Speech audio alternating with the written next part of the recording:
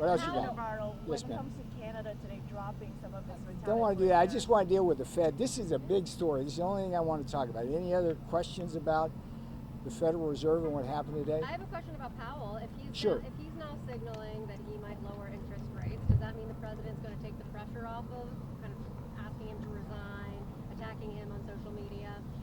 You'd have to ask the president about that. I have been very vocal, and I've written extensively about Jay Powell even before I joined the administration, before Donald Trump was the 47th president.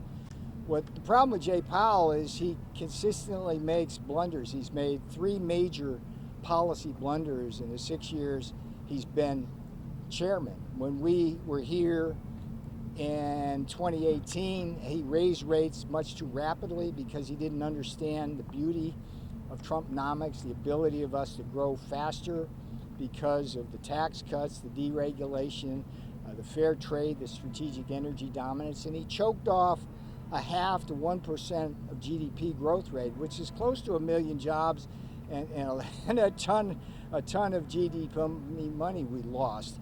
And don't ask me about that. The Federal Reserve itself, one of the regional banks, basically verified that. And then, of course, when he was chairman during Joe Biden, he was too late Powell there. He didn't raise rates when we were having this tremendous amount of demand pull inflation because of the mismanagement and reckless spending of Joe Biden. And now he's got rates well above. And for those of you just joined here, remember, we're at over 4% short-term interest rates. Europe's at 2%.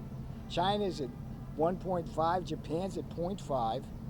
That sets up all sorts of arbitrage opportunities. It artificially inflates the dollar, makes it hard for our exports, and it's just a bad thing for America. All right, any other thing?